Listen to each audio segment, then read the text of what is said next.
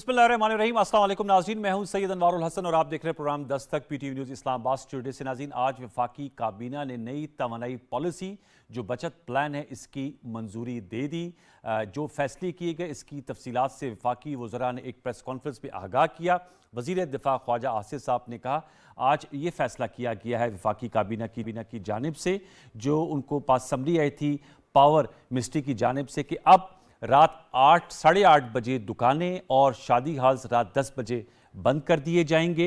इसके अलावा जो सरकारी इदारे हैं, जो दफातर हैं, वहाँ पर बिजली की खपत में 30% कमी लाई जाएगी। इसके अलावा उन्होंने कहा गैर मौसर बल्ब पंखों की पैदावार में भी बंदिश लाने का मंसूबा है और साथ में कॉनिकल गीजर्स लाजमी करार दिए गए हैं। ये एनर्जी सेवर होते हैं, मैंने कहा ज़रा बता दूं क्योंकि एक टर्मिनोलॉजी है। फिर हाउसिंग सेक्टर में इस्लाहात और जो गैर मौसर आलात हैं इनकी प्रोडक्शन को भी कम किया जाएगा बल्कि ख़त्म कर दिया जाएगा। और जो सरकार खरीदारी है उस पर भी बंदिश होगी। ई बाइक्स जो हमने पहले भी बात की थी, इलेक्ट्रिक बाइक्स मुतारिफ कराए जाएंगे और जो स्ट्रीट लाइट्स हैं वो 50% ऑन की जाएंगी। ये जो अहम चीदा नुकात हैं वो हमारी दस्तक की स्क्रीन पर आप लोग देख सकते हैं। वो मेन हाईलाइट्स हैं जो आज energy conservation policy federal cabinet ने मंजूर की है और उनका कहा कि इन इकदामात के बाद जो कि आज से नाफिजुल अमल है, मुल्क भर में 63 अरब रुपए की बचत होगी सालाना। जो हमारा एनर्जी इंपोर्ट बिल है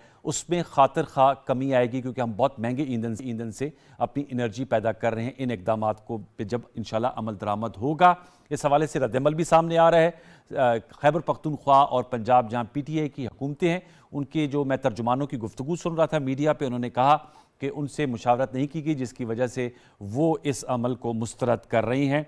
इस हवाले से हम गुफ्तगू करेंगे। फिर जो कल कौमी सलामती कमेटी का इजलास हुआ था और उसका एलामिया भी और हमने उस पर प्रोग्राम किया था, उस पर दो नुकात बहुत आम थे। एक तो जो हमने जिसका जिक्र भी किया कि ज़ीरो टॉलरेंस अगेंस्ट टेररिज्म और रियासत अपनी पूरी कुव्वत से इनसे निपटेगा। और दूसरा जो बड़ा अहम जो नुकता है जिसको हम चाहेंगे कि आज हम इस पे ज़रा ज़्यादा गुफ्तगू करें, वो कौमी सलामती जुड़ी हुई है हमारी इक्तिसादी इस्तेहकाम से। और आज इस सिलसिले में वज़ीर-ए-आज़म शहबाज शरीफ साहब ने भी कहा कि जो इकनॉमिक रोड मैप है वो मईशत की बहाली और आवाम को रिलीफ देने के हवाले से है। फिर पाकिस्तान तहरीक इंसाफ की जानिब से भी हुकूमत की मुआशी पॉलिसियों के खिलाफ आज वाइट पेपर जारी कर दिया गया। चेयरमैन पाकिस्तान तहरीक इंसाफ इमरान खान साहब ने वीडियो के ज़रिए खिताब भी किया और उन्होंने कहा, दोबारा दोहराया अपना मुतालबा कि जो ये मौजूदा मुआशी मुश्किलात है इनका हल उनके नज़दीक इलेक्शंस हैं। साथ में उन्होंने कहा कि जिस दलदल में हम फंसे हुए हैं इसमें निकलने के लिए IMF के प्रोग्राम में हमें जाना पड़ा।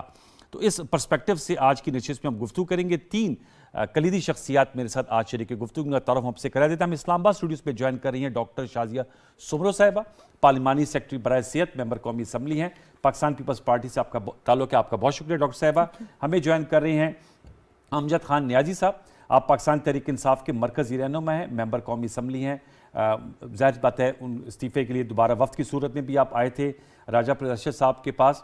बारकैफ आप PTI के MNA हैं और सेनेटर राना मकबूल अहमद साहब सीनियर रहनुमा है पाकिस्तान मुस्लिम नवाज के सेनेट ऑफ पाकिस्तान के रुकन है। तीनों मौजूद को फॉर्मल वेलकम। मैं आप लोगों की इजाज़त से डॉक्टर साहिबा और राना साहब, मैं न्याई साहब से गुफ्तगू का आगाज़ कर लेते हैं। न्याई साहब, जैसे मैंने बताया, जो मैंने गुफ्तगू सुनी, आपके तर्जुमान बैरिस्टर साहब जो KP गवर्नमेंट के हैं और असलम इकबाल साहब जो इंडस्ट्रीज़ के पंजाब के मिनिस्टर हैं, वो इसको मुस्तरद कर रहे हैं। तो मैं आपसे जानना चाहूँगा सर, ये तो कौमी ख़जाने पे जो बोझ है उसको कम करने के लिए मेजर्स दी जा रही हैं। 62-63 अरब रुपए की सालाना बचत है, इस पर सर क्यों कर आप लोग मुत्तफिक नहीं हैं? आप नहीं समझते? आप भी यूरोप गए होंगे, मुख्तलिफ दुनिया में घूमे फिरे होंगे, दुकानें तो वहाँ पर सर शाम बंद कर दी जाती हैं और रेस्टोरेंट्स में भी मेरा खुद भी जाने का इत्तेफाक हुआ, 8 साढ़े 8 बजे के बाद तो खाना ही नहीं आपको मिलता है मेन्यू पे। तो सर इसकी मुखालफत क्यों कर की जा रही है? इससे तो बेहतर नहीं है कि कुछ एनर्जी कंजर्व भी होगी और हमारा इंपोर्ट बिल भी कम होगा? अमजद नियाजी साहब, फेडरल गवर्नमेंट कम से कम सूबों के साथ बैठ के उनके साथ नेगोशिएशन करके, ताकि इम्प्लीमेंट तो सूबों ने करना है जी। अब फेडरल गवर्नमेंट तो 24 किलोमीटर के अंदर उनकी हुकूमत है, 24 से बाहर तो फारिग है। अब जब इम्प्लीमेंट प्रोविंशियल गवर्नमेंट्स ने करना है तो उनके साथ बैठ के चीजें तय तो करें ना, ताकि वो भी तो जो जितने भी स्टेक होल्डर्स हैं उनके साथ मशावरत के साथ एक नेशनल कंसेंसस पैदा करके और मैं समझता हूं कि उसपे अगर आप 63 अरब का आप कहते हैं कि बेनिफिट है और 400 अरब का आप लॉस कर बैठे, इकोनॉमी को बिठा दें ये भी, और लाखों लोगों को बेरोजगार कर दें, ये भी कोई मुनासिब बात नहीं है। हाँ, आप सूबों के साथ बैठे, सूबों के साथ बैठ के, और फिर सूबे जो है वो स्टेक होल्डर्स के साथ बैठ के कुछ चीजें जो हो सकती है, पॉसिबिलिटी है। कोई शक नहीं है कि मैं यूरोप गया हूं, मैं भी गया हूं कि वहां अपना डे लाइट्स में सारा बिजनेस होता है और शाम में बंद होता है, इसमें भी कोई शक नहीं। लेकिन पाकिस्तान के थोड़े से मारूजी हालात या पाकिस्तान के जो मसाइल है वो थोड़े डिफरेंट है।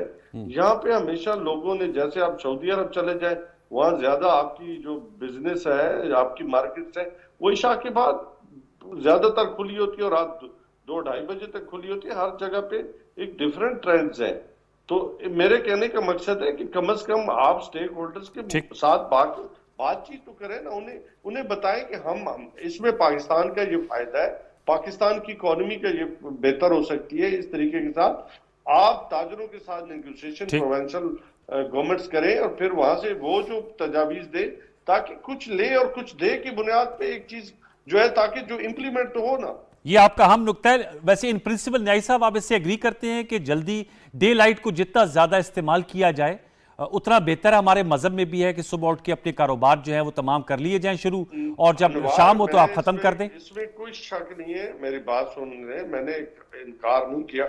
मैंने कहा है कि डे लाइट में बिजनेस हो सकता है, लेकिन जहां पे जब चीजें डिस्प्यूटेड हो जाए वहां पे आपको चाहिए कि आप एक कंसेंसस पैदा करें ट्रेडर्स के साथ, उनके साथ, और फिर प्रोविंशियल गवर्नमेंट्स के साथ बैठे तो सही ना। जी, बहुत अहम नुक्ता है। मतलब आप देखिए कि ना, आप केपी में के साथ नहीं बैठे, आप पंजाब के साथ नहीं बैठे, आप आजाद कश्मीर के साथ नहीं बैठे, आप जीबी के साथ नहीं बैठे, तो आप क्या इंप्लीमेंट करना चाहते हैं? ये अहम नुक्ता आपने उठाया। मैं सेनेटर राणा साहब, सर ये बड़ा अहम नुक्ता उठाया अमजद न्याई साहब ने। उन्होंने कहा है कि बिल्कुल डे लाइट को कंज्यूम करना चाहिए। मुशावरत, क्या आप समझते हैं कि बेहतर है कि मुशावरत कर ली जाए, ऑन बोर्ड लिया जाए? क्योंकि इससे तो मैं भी मुत्तफिक हूं कि नाफिज़ुल अमल तो तब होगा जब सूबे इस पे इंप्लीमेंट करेंगे ना। ज़ाहिर बात है, ज़्यादातर अवाम तो सूबों में बसती है। सेनेटर राणा मकबूल साहब। अनवर साहब, बड़ी अच्छी बात की अमजद न्याजी साहब ने, और दानाई की बात की है।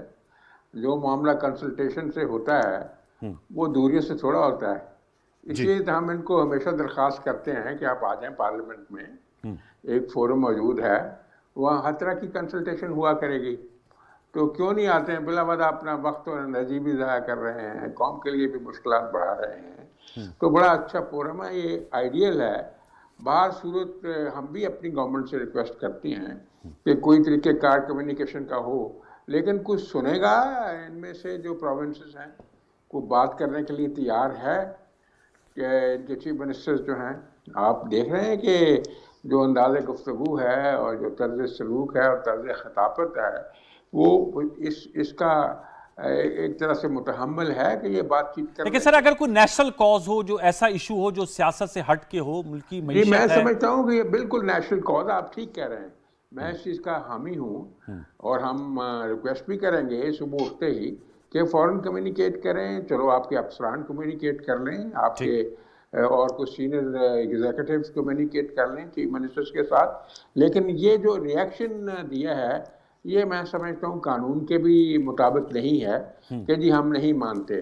मैंने बहुत सारी ट्रेडर ऑर्गेनाइजेशंस को ये बात करते हुए सुना है टीवी के ऊपर कि ये बड़ा अहसन फैसला है, बड़ा मुस्तहसन फैसला है, क्योंकि वो कहते हैं कि जी इससे हमारे एनर्जी के, बिजली के बिल भी कम आएंगे, कारोबार भी चलेगा और हमारी बिजली भी कम कंज्यूम होगी और ख़र्चा हमारा कम होगा। ये इसके पहलू हैं जो अच्छे हैं। लेकिन एक चीज़ जो है वो लॉ की भी मैं आपको अर्ज कर दूं सर, इसमें जो आर्टिकल 149 है ऑफ द कॉन्स्टिट्यूशन, इसका सब आर्टिकल 4 है, the executive authority of the federation shall also extend to the giving directions to a province as to the manner in which the executive authority thereof is to be exercised for the purpose of preventing any grave menace to the peace or tranquility or economic life ठीक of Pakistan or any part of thereof। यानी एक mandatory है हिदायत जो होती है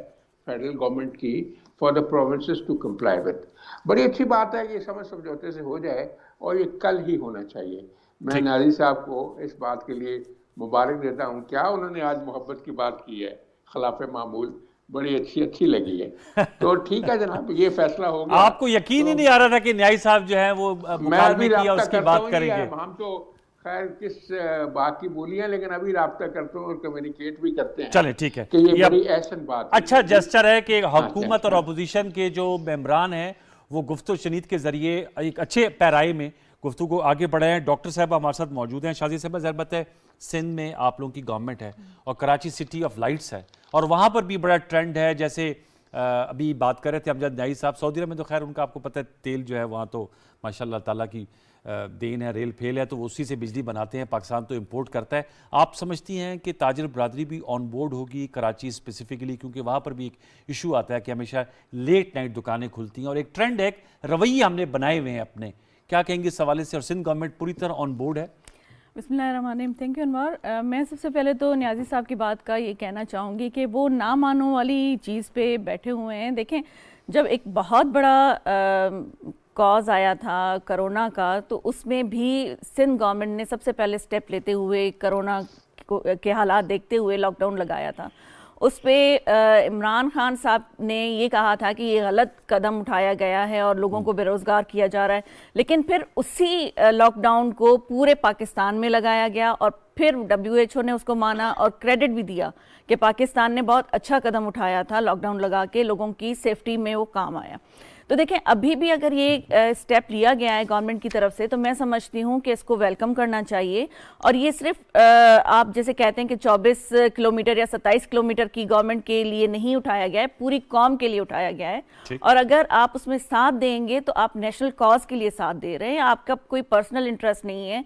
और देखें, जब ये चीज़ें हो रही थी और जब आपने लॉकडाउन लगाए थे, पूरे पाकिस्तान में बंद किया गया था, लोगों को भी बंद किया गया था, और तब भी लोग इस चीज़ को फॉलो कर रहे थे और वो चीज़ को समझ रहे थे कि वो पाकिस्तान के लिए एक है और पाकिस्तान की आवाम की सहूलत के लिए काम किया जा रहा है। तो मेरे ख्याल में पाकिस्तान की आवाम इतनी बाशऊर है कि वो इन चीज़ों को समझेगी। कुछ दिन पहले आपने देखा होगा कि बिजनेस कम्युनिटी ने भी ये ऑप्शन दिए थे, ये स्ट्रेटजी दी थी कि इस तरह से अगर ये चीज़ की जाए कि इन स्टेप्स को फॉलो किया जाए तो पाकिस्तान की मईशत संभल सकती है। और हम लोग जो एक क्लाइमेट चेंज के उसमें फंसे हुए हैं, हिसार में फंसे हुए हैं, वो भी चीज़ें कंट्रोल हो सकती हैं कि हम जब ई बाइक्स पे आ जाएंगे या इस तरह से अपनी कंज्यूम कम कर देंगे गाड़ियों की एनर्जी, हाँ जी, ये भी हम कम कर देंगे तो उससे भी हम क्लाइमेट चेंज की वजह से भी अपने आप को सेव कर सकते हैं। बिल्कुल, ये भी हो सकता है। तो ये एक पॉजिटिव, आप अगर उसको पॉजिटिव माइंड से सोचें तो बहुत सारी चीज़ें ऐसी हैं जो हम अपने मुल्क के लिए, अपने अवाम के लिए सही कर सकते हैं। लेकिन एक बात है कि PTI का नैरेटिव हमेशा नेगेटिव रहा है, या वो हमेशा इंतशार फैलाने वाली चीज़ें करते हैं। जिस तरह से उन्होंने इदारों को मुतनाज़ा बनाया, हम वो चीज़ें नहीं करना चाहते, क्योंकि हम अपोजिशन में बैठ के भी आपको चार्टर्ड ऑफ इकोनॉमी आपको ऑफर की थी, लेकिन आप उस वक्त भी हुकूमत में होते हुए भी कंटेनर पर थे और अपोजिशन की ही परफॉर्मेंस दे रहे थे।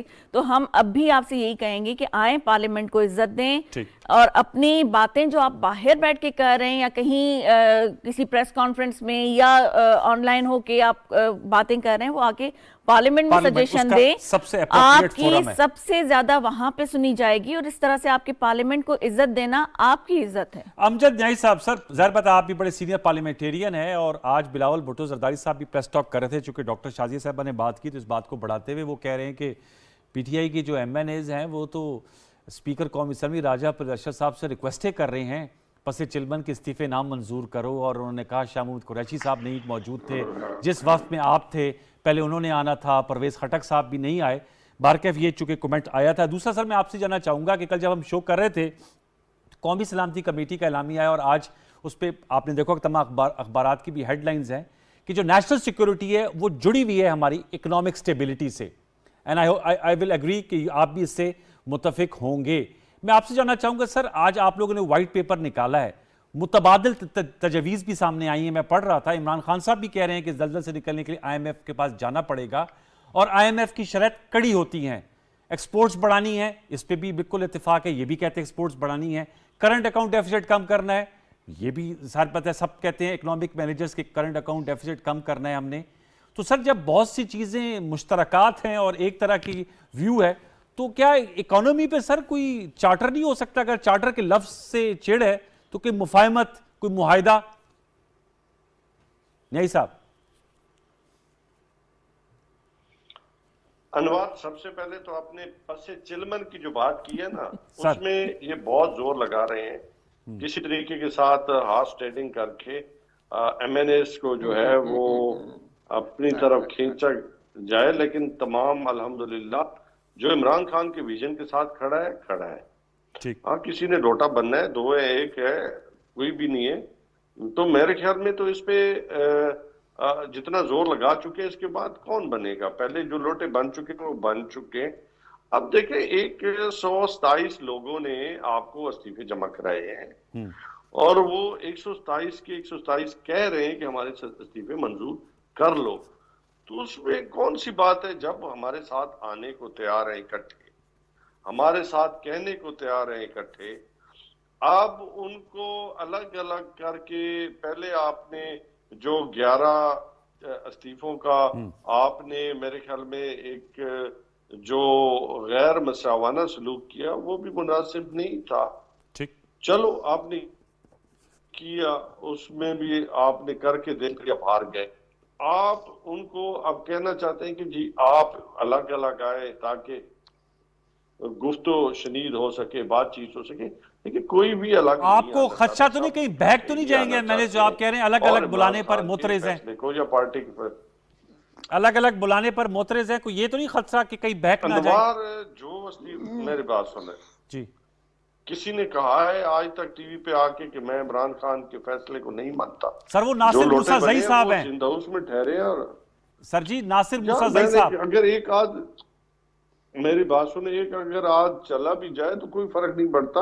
वो कह देगा कि मैं नहीं इस्तीफा देना, अल्लाह खैर सका सलाह, बाकी तो देना चाहते हैं।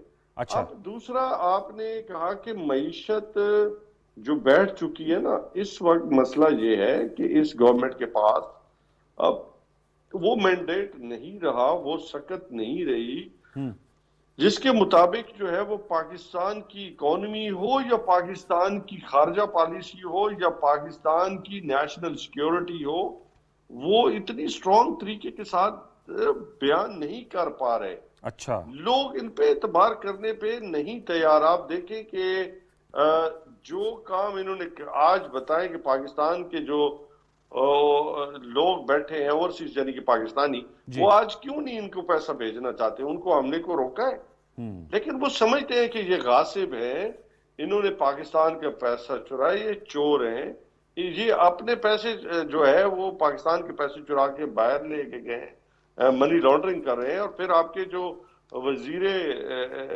खजाना है वो खुद मनी लॉन्ड्रिंग का उनका इतराफ बयान पड़ा है। अब तो जैसा 3 साल 8 माह आप लोग की हुकूमत रही, 3 साल 8 माह, ओहो यार, अब कुछ भी ना मिल गया ना, तो 3 साल 8 माह में आप लोगों ने प्रूफ नहीं किया ना सर? 3 साल 8 माह में आपको सजाएं दिलवा देनी चाहिए थी यार। हमने तो प्रूफ किया। अब जिन लोगों ने प्रूफ किया मीडिया पे, जिस शख्सियत ने रोका हुआ था, वो भी आपको पता है। अब उसको मेरे मुंह से आप वही बात है कि जिनका जो एहतसाब नहीं चाहते थे इनका, उन्होंने इनको एनआरओ दिया। ये इंकिशाफात आप लोगों ने इक़्तिदार से हटने के बाद किए हैं वैसे न्यायी साहब, ये इंकिशाफात इक़्तिदार में हटने से बाद हो रही है। वो इसलिए कि हम नहीं चाहते थे, क्योंकि अक्सर लोग जो है फिर इदारे के पीछे छुपना शुरू हो देते हैं। अच्छा। इदारा हमारे लिए मोहतरम है। अब शख्सियत की जो उसके जो पॉजिटिव जो नेगेटिव पहलू थे वो तो सामने आ रहे हैं ना। ठीक, वो तो हकायक सामने आ रहे हैं, अगर उसको कोई डिनाई कर दे तो बताएं। अच्छा, आप कह रहे हैं कि जी इन पे चूंकि मैंडेट नहीं है, तो सेनेटर राणा साहब, वो आपने सुना राणा मकबूल साहब, अमजद न्याई साहब का कहना है कि बोल्ड इकोनॉमिक डिसीजंस लेने के हवाले से और फॉरेन पॉलिसी के हवाले से उनके मुताबिक आप लोगों के पास वो मैंडेट नहीं है और इंटरनेशनल कम्युनिटी आपकी बात पर जो है वो भरोसा नहीं कर रही या बिलीव नहीं कर रही, जो मतलब जो मैं समझ सकूं उनकी आर्गूमेंट से। सर क्या कहेंगे इस हवाले से?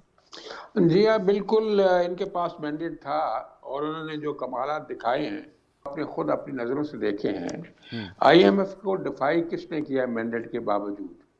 और जो बलामतें बाद में आई हैं, इन्हीं के बिट्रेयल की वजह से आई है ना।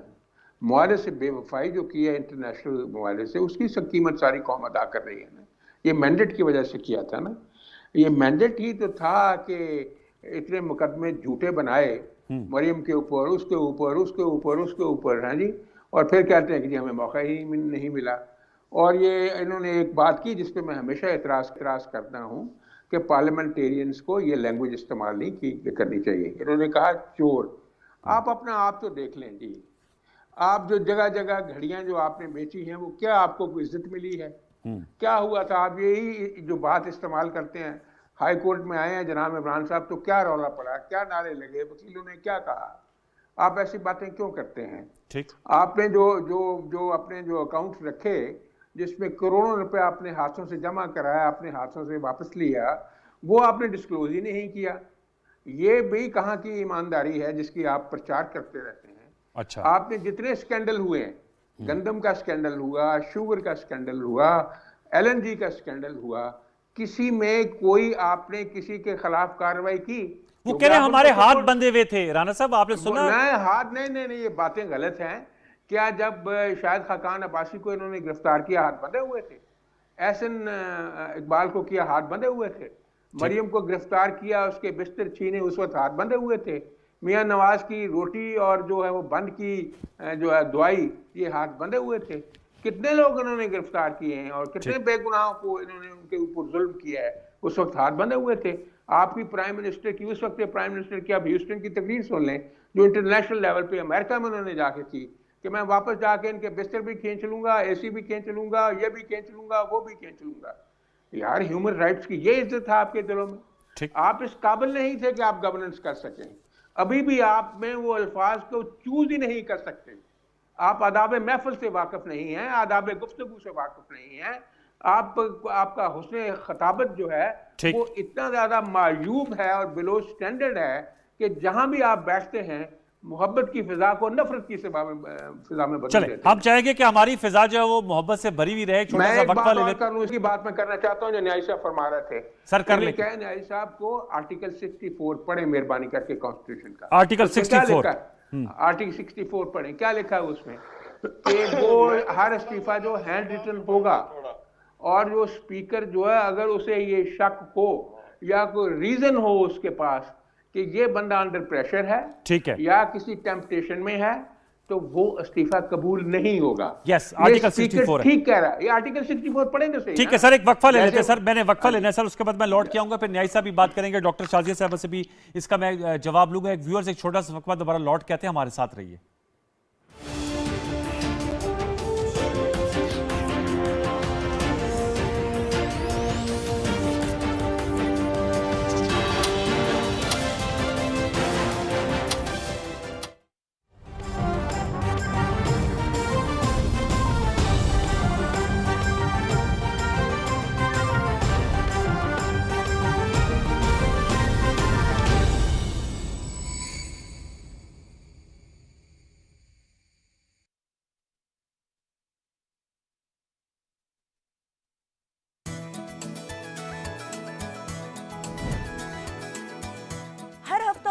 वीकेंड एट होम ला रहा है सितारों का हाल, आपकी सेहत का ख्याल, होगी लेजेंड्स के साथ गपशप विद कपशप।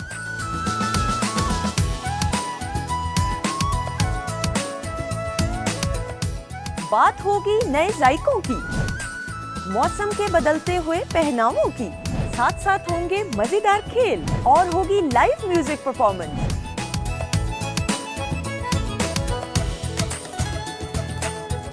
जो बनाएगी खुशगवार आपका हफ्ता और इतवार, तो देखना मत भूलिएगा वीकेंड एट होम, सिर्फ PTV होम पर।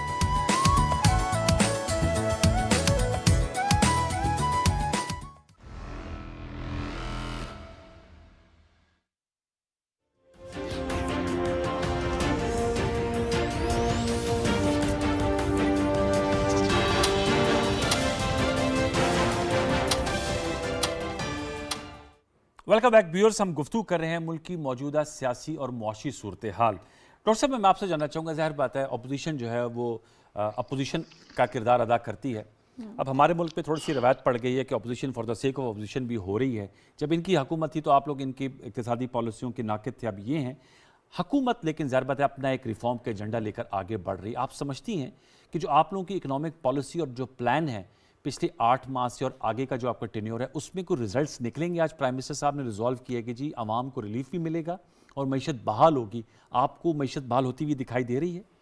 देखिए अनवार, सबसे पहले तो जो न्याजी साहब ने बात की है, आप देख लें कि पिछले टर्म में या इनकी जो मैंडेट था उसमें इन्होंने कहा था कि 90 डेज में हम करप्शन खत्म करेंगे। जी जी। जो इन्होंने नहीं की बल्कि बढ़ा दी।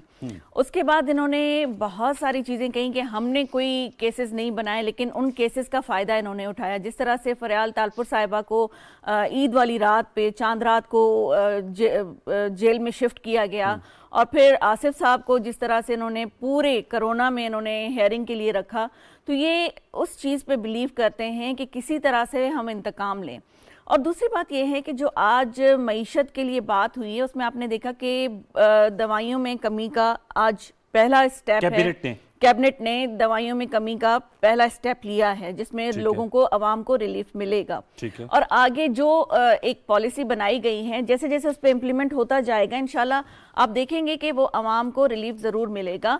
और बहुत सारी चीज़ें ऐसी होती हैं कि मैं दोबारा से ये कहूँगी कि अगर इंतशार फैलाने पे आए तो ये लोग बैठ के सिर्फ इदारों को मुतनाज़ बनाएंगे और इदारों के जो भी खिलाफ बातें करनी हो वो ये बिल्कुल करेंगे।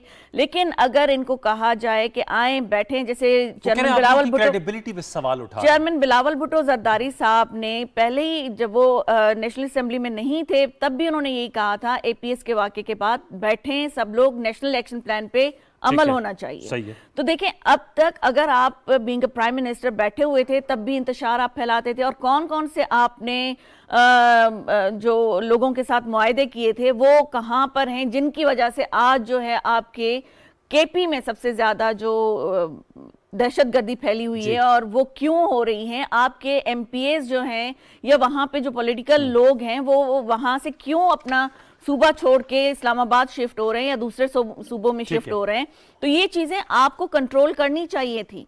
यहाँ पे आप जवाबदेह हैं, लेकिन आप हुकूमत में भी दूसरों को अकाउंटेबल बना रहे थे। अब अगर आप हुकूमत में नहीं हैं तब भी आप दूसरों को अकाउंटेबल बना रहे हैं। मैं चाहूंगा अमजद न्याई साहब सर ये जरूर बताइएगा, जहां तक जैसे दहशतगर्दी के वाकयात हैं, इसमें कोई शक नहीं कि खैबर पख्तूनख्वा जो है रिसीविंग एंड पे रहा है और दोबारा उस पर इजाफा हो रहा है। अगरचे आज वेरी अनफॉर्चुनेटली मुल्तान में भी 2 CTD के जो हमारे एहलकार थे उनको गोली मार के जो है वो शहीद कर दिया गया है। इन्ना लिल्लाहि व इन्ना इलैहि राजिऊन, और हम उनकी फैमिलीज़ के साथ इज़हार ताज़ियत करते हैं। कोई पासर्स बाय थे, ज़ाहिर बात है कोई मिसक्रिएंट्स ही होंगे या कोई दहशतगर्दी की कार्रवाई होगी। दूसरा सर, चूँकि पब्लिक के हवाले से मैं बात करना चाहूँगा, आटा अब 18वीं तरमीम के बाद आप खुद माशाल्लाह बड़े सीनियर पार्लियामेंटेरियन है, बहुत से जो काम है वो सूबों को शिफ्ट हो गए। पहले हमारा सेंटर जो था वो बड़ा हैवी होता था, आजकल सूबों के पास बहुत जिम्मेदारी हैं। मैं देख रहा था पंजाब में 370% इजाफा कर दिया गया और ऑफिशियली सोमवार से जो 20 किलो का आटे का थैला है उसकी कीमत भी 1295 से बढ़ाकर 1660 रुपए कर दी गई। तो न्याय साहब, सियासी इख्तलाफ अपनी जगह, अल्फाज की जंग अपनी जगह, सर ये जो पब्लिक सर्विस है उसके लिए मैं चाहूंगा कि सूबाई हुकूमतें क्या किरदार अदा कर रही है, चाहे वो आटे की फराहमी हो, चाहे वो दहशतगर्दी के हवाले से बेहतर हिकमत अमली हो, CTD जैसे महकमे को दोबारा खड़ा करना हो KP में। अमजद न्याई साहब।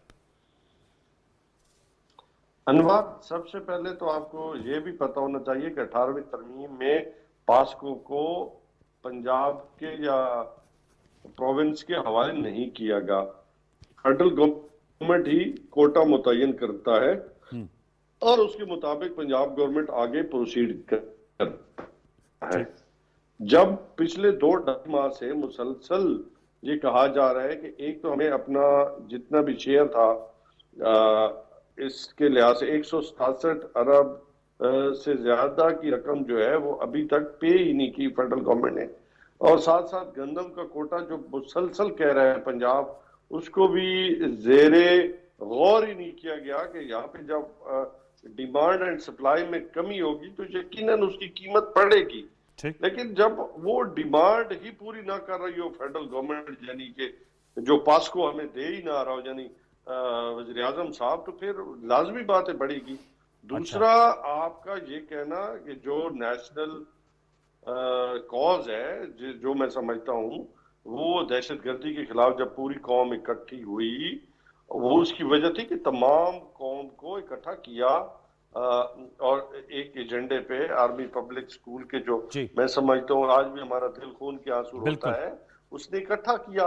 लेकिन आज जब एक पार्टी को दीवार के साथ लगा के उसके तमाम उसके साथ देखो, उसके आपने जो इदारे हैं वो इदारे ताउन ही ना करे, लेकिन उसके बावजूद भी ये जिम्मेदारी बनती है सिक्योरिटी फोर्सेस की कि वो इस हमारी जो सिक्योरिटी है उसको जो है सिक्योर करना जी। लेकिन उसके लिए ये भी तो देखे ना कि जब हैबतुल्लाह टीटीपी को मान रहा था तो आपने क्यों नहीं नेशनल सिक्योरिटी काउंसिल का इजलास बुलाया, क्यों नहीं आपने तमाम कौन मार रहा था सर? अमजद साहब किसकी बात कर रहे हैं? कतकलाए मस्जिद कौन मार रहा था आपने कहा? मैंने कहा देखो तालिब मार नहीं रहा था, मैंने कहा तालिबान ने हैबतुल्लाह उनके जो प्राइम मिनिस्टर है या प्रेसिडेंट है उन्होंने अफगानिस्तान को एक्सेप्ट किया, तो उसका आपको देखो उसका जो फॉल उसका जो नेगेटिव इम्पैक्ट आना था वो आपके बाड पे आना था। लेकिन आपने क्यों नहीं फौरी तौर पे कौम को एतमाद में लिया, क्यों नहीं आपने, चलो कौम बहुत सारे इश्यूज होते हैं जो आप मीडिया पे डिस्कस नहीं कर सकते, आप पब्लिकली डिस्कस नहीं करते, तो आपने नेशनल सिक्योरिटी काउंसिल का इजलास फौरी तौर पे क्यों नहीं बुलाया? और मैं समझता हूँ ये जिम्मेदारी है गवर्नमेंट की, ठीक, जो मौजूदा गवर्नमेंट की जिम्मेदारी है। इन्हें सिर्फ और सिर्फ एनआरओ के लिए तो ये तगुदौ कर रहे हैं, केसेस से जान छुड़ाने के लिए तगुदौ है, क्यों नहीं सिक्योरिटी के ऊपर इन्होंने फौरी तौर पे इजलास बुलाया?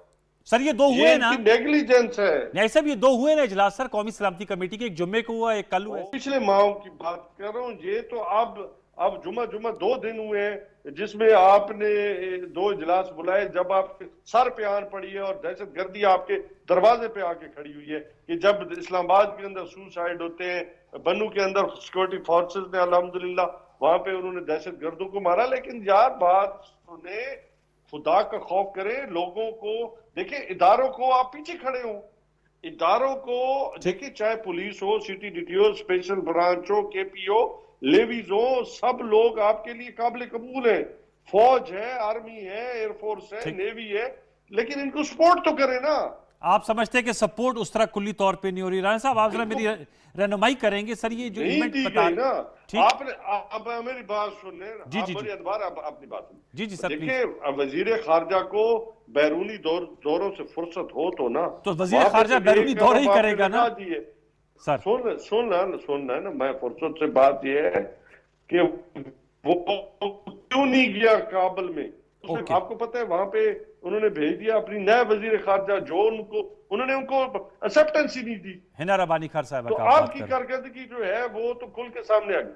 अच्छा, तो उन्होंने जवाब दे के भेज दिया। आपको पता है उनका तो ट्रेडिशन है कि औरतों को मिलते भी नहीं है, उन्होंने अपने पता नहीं इधर उधर की हाँ के आपको भेज दिया। बाबा आप उनके साथ बैठे, उनके साथ एक सीरियस वैसे न्याय साहब कथा कलामी के लिए माजरत, न्याय साहब मैं to set the record straight sir, उनके जो वजीर खारजा वो मिले थे हिना रबानी खान साहिबा से और उनकी मुलाकात हुई थी, जो अफगानिस्तान के वजीर खारजा उनसे मिले थे सर, वो मिले थे बाहर के। आपने आपका नुक्ता सामने आ गया था सेनेटर राणा साहब। सर ये जरा रहनुमाई कीजिएगा, ये क्योंकि मैं रिकलेक्ट ही कर पा रहा, वो बता रहे हैं कि कोई अरेंजमेंट हुई थी अफगानिस्तान में जिसकी वजह से ये हमले जो हुए हैं, हैबतुल्लाह साहब को उन्होंने नाम लिया और उन्होंने कहा उसके बाद से गालिबन अफगानिस्तान तालिबान और तहरीके कलदम तंजीम के हवाले से वो बात कर रहे थे। जरा इस हवाले से आप बताएंगे क्या उस वक्त बरवक्त फैसला किया गया, नहीं किया गया? और दूसरा, इदारों को केपी गवर्नमेंट के साथ मिलकर इनका मुकाबला करना चाहिए, नुक्ता ये भी है इनका, अमजद न्याई साहब का। देखो जी, इदारे तो मुकाबला कर रहे हैं। अब आप जो बन्नू में बात कर रहे थे अभी सर, एक एसपीएस सीटीटी का वहां कोई वहां स्टाफ नहीं है, कोई उनके पास इक्विपमेंट नहीं है, कोई उनके पास वो टेलीस्कोप्स नहीं है, कोई उनके पास सर्वेलेंस का सिस्टम नहीं है, कोई उनके पास स्नाइपर्स नहीं है जी। यानी ये तो अपने कामों में लगे रहे हैं और वहाँ के इंफ्रास्ट्रक्चर को बढ़ाया ही नहीं है। उनकी कॉम्बैट कैपेबिलिटी बेचारों की नहीं कुछ इन्होंने करने दी, क्योंकि प्रेफरेंसेस इनके बड़े मुख्तलिफ थे। इसलिए बात यह है कि कौम भी मुश्तमे है और अदारे भी मुश्तमे हैं। केपी की गवर्नमेंट अगर सामने आए, बढ़ के आए, चीफ मिनिस्टर को फारिग करें यहाँ से, जमान पाक से वापस जाए, वो यहाँ क्या करते रहते हैं अंडमान पार्क में बैठ के? वहाँ मेहनत करें और अदारों को सपोर्ट करें तो सूरत हाल बदलेगी। अगर अच्छा। आप अटेंशन ही नहीं दें अपने जो प्रोफेशनल काम है या नेशनल ड्यूटी है और ही काम करते रहें और लाहौर में बैठे रहें तो क्या आपकी आउटपुट होगी? दो बातें मैं करना चाहता हूँ जी सर। जो एक तो था, इन्होंने खुद भी एक गुफ्तगू शुरू की थी तालिबान के साथ, आपको पता है वो बीच में रह गई। जी, उस वक्त भी लोग बहुत ज्यादा एतराज कर रहे थे कि टीटीपी के साथ गुफ्तगू नहीं करने चाहिए, कि ये नहीं इस तरह सीधे नहीं होते ना, ये समझेंगे। तो बहरहाल वो तो होना था, लेकिन we have to face it. इससे ज्यादा सीरियस हालात थे जो 2010 में थे, 11 में थे। आपको पता है लाहौर में कितने कितने होते थे। इंशाल्लाह we will be able to catch hold of them, ऐसी कोई बात नहीं है। वो हुआ, एक अपसेट हुआ है, but that will be set right. अगली बात मैं आपसे कहूँ, एक ये हर बात में हर पीटीआई का दोस्त कहता है कि जी 27 किलोमीटर की हुकूमत है। क्या 27 किलोमीटर की कैसे है जी? उनकी तो सारा वेबडा तो फेडरल गवर्नमेंट के मतहत है, जगह जगह हर घर में उनके कनेक्शन हैं। जैसे सारी आर्मी जो सूबे के मतहत है, सारे कंटोनमेंट तो फेडरल गवर्नमेंट के मतहत है। अच्छा। FIA जो सूबों के मतहत है, जो इतनी पावरफुल ऑर्गेनाइजेशन है, सारी मुल्क में FIA जगह जगह फैली हुई है। ये किस कॉन्सेप्ट के तहत ये सिस्टमैटिक फिजा पैदा करना चाहते हैं कि 27 किलोमीटर में फलां? फेडरल गवर्नमेंट का आइन में रोल आप पढ़ लें, जो मैंने अभी आपको आर्टिकल 149 पढ़ के सुनाया है, तो इनको पता चल जाएगा उनका क्या रोल है। इस बात पे बार बार ये जोर देना, ये मैं समझता हूँ नामुनासिब है। अगर मिल के काम करना है तो सिद्ध के दिल से मिल के काम करना पड़ेगा। वैसे मैं नहीं समझता कि इस तरह जो है काम चल जाएगा। अब ठीक है सर। इनको इनके साथ वो होना है, ना खुदा ही मिला, ना विसाले सनम, ना इधर के रहे ना उधर के रहे। अच्छा। आगे देख लीजिएगा डॉक्टर शाह, जिस रास्ते पे ये चल पड़े हैं ना, अच्छा, जो अनडेमोक्रेटिक भी है और जो अनपार्लियामेंट्री भी है। जी जी जी, कुछ ये कोई न्याय साहब कुछ कहना चाह रहे, कुछ शेर का जवाब शेर के अंदाज में तो नहीं देना चाह रहे? अनएथिकल भी है, इसके लिए मेहरबानी करें। न्याय साहब सेंसिबल आदमी हैं, यार बड़े बाप के बेटे अनवार। हैं। जी जी जी, न्याय साहब जब चोर कहते हैं ना जुबान से, मुझे खुद शर्म आ जाती है, ईमानदारी की। न्याय साहब कुछ कहना चाह रहे, फिर मैं डॉक्टर साहब का जाना है। शर्म आती है जब ये कहते हैं। नहीं सही कह रहे हैं, अच्छे अल्फाज में भी नहीं आप सही कह रहे, डिक्शन अच्छी होनी चाहिए। जी न्याय अनवार, साहब। अनवार जी जी सर,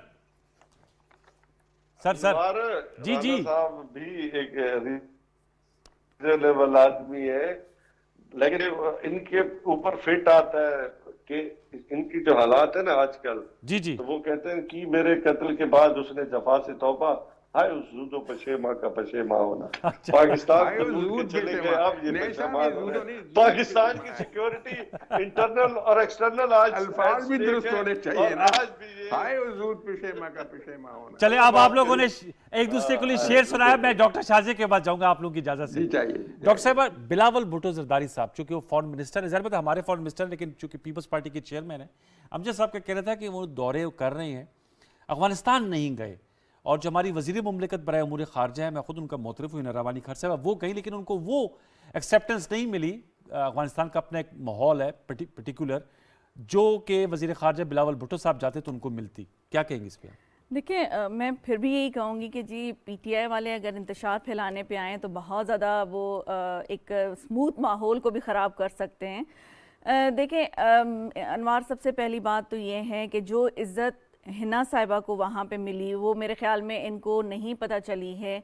जैसे अभी आपने उनकी नॉलेज में इजाफा किया कि वहाँ पे उनको फॉरेन मिनिस्टर मिले थे, जो उनको नहीं पता था, लेकिन उन्होंने बात बोल दी थी क्योंकि उनको इंतशार फैलाना था। और दूसरी बात मैं समझती हूँ कि फॉरेन मिनिस्टर जो चेयरमैन बिलावल भुट्टो जरदारी साहब हैं, और उन्होंने जो मेजॉरिटी शो की है और जिस तरह से पाकिस्तान को उन्होंने पोर्ट्रे किया है, मेरे ख्याल में इमरान खान न्याजी साहब से बहुत ज़्यादा बेहतर किया है। उनकी तरह बाहर जाके उन्होंने चोर डाकू वाली गर्दान नहीं लगाई, उन्होंने इनके इमरान खान की एक स्टेटमेंट को भी वहाँ प्रोटेक्ट किया था जब वो बाहर गए थे।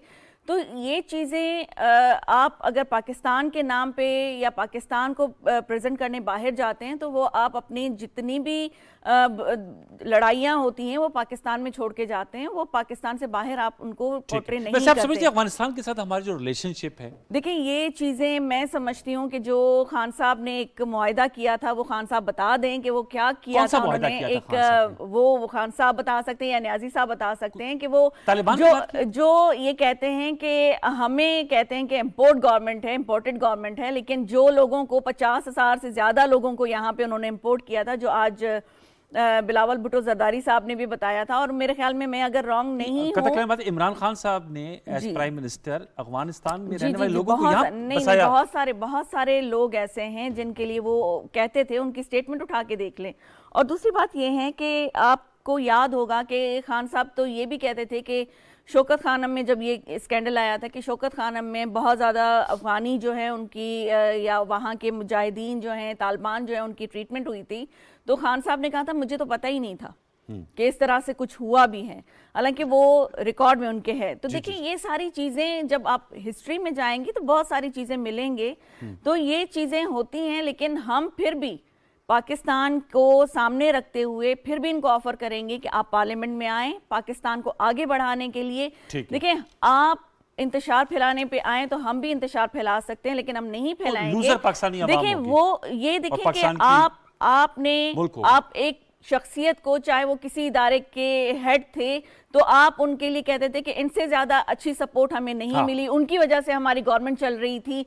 अगर वो इतने बुरे थे तो एक एक्सटेंशन के बाद आपने उनको दूसरी एक्सटेंशन क्यों ऑफर की थी? ये चीजें हैं कि आप लोग अगर जो आपको सपोर्ट करे वो बहुत अच्छा है। जब तक पीटीवी आपको अच्छा कह रहा था तो पीटीवी अच्छा है, लेकिन अब आप कह रहे हैं कि पीटीवी वाले डरे नहीं, खुल के बोले। तो ये चीजें आप गलत बातें ना फैलाएं। बहुत आप पाकिस्तान को एक गलत जगह तक ले आए हैं, लेकिन अगर हम उसको सही करने जा रहे हैं तो हम चाहते हैं कि आप बिंग पाकिस्तानी आप आएं और हमारा साथ दें। हम फिर भी आपसे यही कहेंगे कि आपकी जितनी भी गलतियां हैं वो हम भूल जाएंगे। आप पार्लियामेंट में आएं, पाकिस्तान को इज्जत दें, पार्लियामेंट को इज्जत दें। नहीं साहब, अब देखें, आपको सेनेटर राना मकबूल साहब भी कह रहे हैं, डॉक्टर शाजिया भी कह रही है पार्लियामेंट में आ जाएं, और तो कोई वापसी की सूरत नहीं निकल सकती सर? वैसे मतलब अगर आज पार्लियामेंट है वो डिलीवर कर रही होती तो यकीनन हमें बड़ी खुशी होती कि हम वापस पार्लियामेंट में हैं। देखिए न्याजी साहब, डिलीवर तो आपने भी नहीं किया ना। पार्लियामेंट 90 दिन में आपने करप्शन खत्म नहीं की, और 1 करोड़ नौकरियां, 50 लाख घर तो आपने भी नहीं दिए ना। जिस बात का आज आप क्रेडिट लेना चाह रहे हैं ना, यही पार्लियामेंट थी जब हम ने ग्रे लिस्ट से निकले थे, फेटफ के उस नहीं सर, वो तो इनके दौर में निकले हैं, तो हम निकले ना। यही तो मैं कह रही हूँ कि वो क्रेडिट लेने पे आए तो ये चेयरमैन बिलावल भुट्टो जरदारी साहब को क्रेडिट जाता है कि उन्होंने फेटफ से ग्रे लिस्ट से निकाला है। अपना वोट दिया था ना, वो मुझे वो मंजर भी याद है। अरे न्याजी साहब, आपने तो असद उमर साहब को 6 महीने में फारिग किया था, और क्यानी साहब की दवाइयों के स्कैंडल पे भी पर्दा डाला था। जी जी जी, खड़े होके आपने खिलाफ बयान दिया था, ठीक है ना जी सर? आप तो वो लोग हैं, आप पाकिस्तान के साथ कब खड़े हुए थे? आपने तो अगेंस्ट वोट दिया था सर। अब आगे कैसे बढ़े ना, साल नया साल है न्याई साहब, 2023 का नया साल है ना। वो माजी को से ज़ाहिर बात है जरा हट के अगर हम आगे बढ़ने की बात करें तो कैसे बढ़ा जा सकता है? इलेक्शन ईयर है, आप कहते जल्दी करा दो, ये कहते काम पर होंगे। वो कहते हैं ना, याद माजी अजाब है यार। अब हाँ, इनके लिए माजी जो है ना वो अजाब है ना। ये राणा साहब ने शेर सुनाया, अब न्याई साहब को शेरों से कौन रोकेगा? राणा साहब, न्याई साहब को आपने छेड़ दिए, वो कह रहे याद माजी अजाब है यार, अब छीन ले मुझसे हाफजा मेरा। चाहे मुतल्लका हो चाहे घर में नहीं सर, मैं ये चाहूंगा कि 2023 में देखिए पब्लिक है, न्याई साहब भी वोट लेकर आते हैं, आप लोग भी वोट लेकर आते हैं, अवाम को रिलीफ देना है। ये सूबों में, हुकूमतों में, आप विफाक में हैं और सिंध में हैं, कैसे अवाम को रिलीफ दिया जा सकता है सर? सवाल मेरा ये है जी। किससे पूछ रहे हैं जी? आप दोनों से सब सवाल ये इख्तिसार से बताइएगा। जी जी, अपना अनवार भाई क्या पूछना चाह रहे हैं आप? दोबारा रिपीट के। मैंने कहा सर, अवाम के लिए अवाम को रिलीफ कैसे दिया जा सकता है? आप सूबों में हुक्मरान हैं और राणा साहब और शाजिया साहबा फेडरल और सिंध में हुक्मरान है, 2023 में लोगों को कैसे रिलीफ दिया जा सकता है? जजा और सजा, रूल ऑफ लॉ और साफ और शफाफ इलेक्शन के जरिए मार्ज़े वजूद में आने वाली पार्लियामेंट डिलीवर करेगी। राणा साहब, 3 हाल है ये उन्होंने पंचलाइन दे दी सर, बताइए आप। देखें जी, अगर बंदों का मटेरियल यही रहा जो कि है, और जो अब जो इनकी पार्लियामेंट में पूरी पावर थी और उनको सपोर्ट थी और इनको रेजिमेंटल फोर्सेस की भी सपोर्ट की, तो उन्होंने बड़ा रिलीफ दिया है, बड़ा सुकून लेके आए। बड़ी इज्जतें बहाल की हैं, बड़े ईमानदारी के साथ एक्शन लिए हैं। अभी जो हमारी मशीरा डॉक्टर साहबा काबिल इज्जत है, वो बता रही थी ना, दवाइयों का स्कैंडल जो बड़ा ही जालमाना स्कैंडल था, उसमें क्या एक्शन लिया गया? गंदम का स्कैंडल, उसमें क्या एक्शन लिया गया? शुगर के स्कैंडल में क्या एक्शन लिया गया? LNG जो $4 में मिल रही थी, वो 35 में खरीदी, उसमें क्या एक्शन लिया गया? ये सिर्फ कहने की बातें हैं। ये एक मतलब मिजाज और जैसे होती है ना विम्सिकल किस्म का सेटअप था। आज कुछ कह दिया, सुबह कुछ कह दिया, सुबह कुछ कह दिया, फिर याद आप लोग क्या करेंगे सर? ये तो पीटीआई की बात होगी ना। देखिए आप देखिए, आप लोग वन लाइन में बताएं। मैं आपको अर्ज कर देता हूँ ना सर। आज ही अभी डॉक्टर शाजिया कह रही थी, दवाई की कीमतें कम की उन्होंने 20%। ठीक। पेट्रोल की कीमतें पिछले 4 महीने से नहीं बढ़ी है। इसके ऊपर और जो टैरिफ में भी कमी आ रही है, ये जो इसके ऊपर मेहनत हो रही है, अभी कुछ करने तो दें। ये जो कहते हैं जी इलेक्शन में इन्होंने क्या करना है? सर शेख खुर्दनी की सर कीमतें भी प्लीज कम कीजिएगा, उस पर भी जरा फोकस रखिए। शेख खुर्दनी की जो चीजें सर, आटा, घी और चावल, बहुत बहुत शुक्रिया। वक्त मेरा खत्म हुआ जा रहा है। डॉक्टर शाजिया साहब आपका बहुत शुक्रिया, अमजद खान न्याई साहब आपका शुक्रिया, सेंटर राना मकबूल साहब। व्यूअर्स, आज भी हमने जो की मुल्की मईशत, मुल्की सियासत, दाखिली खारजी उमूर, अहम नुकात हैं, इन पे हमें कंसेंसस बिल्ड करना होगा बड़ी जमातों का, तब हम आगे बढ़ सकते हैं। वगरना सियासत तो चलती रहेगी और सियासी इख्तलाफात, जुमलेबाजी और एक दूसरे की नुक्स बयान करना, वो तो साथ साथ चलता। लेकिन अगर ये मामला भी आगे बढ़े तो उस पर पाकिस्तानी अवाम जो है वो मुस्तफ़ीद होंगे। कल तक के लिए सैयद अनवारुल हसन और दस्तक की प्रोडक्शन टीम को इजाज़त दीजिए। अपना बहुत सा ख्याल रखिए। अल्लाह ने के बाद।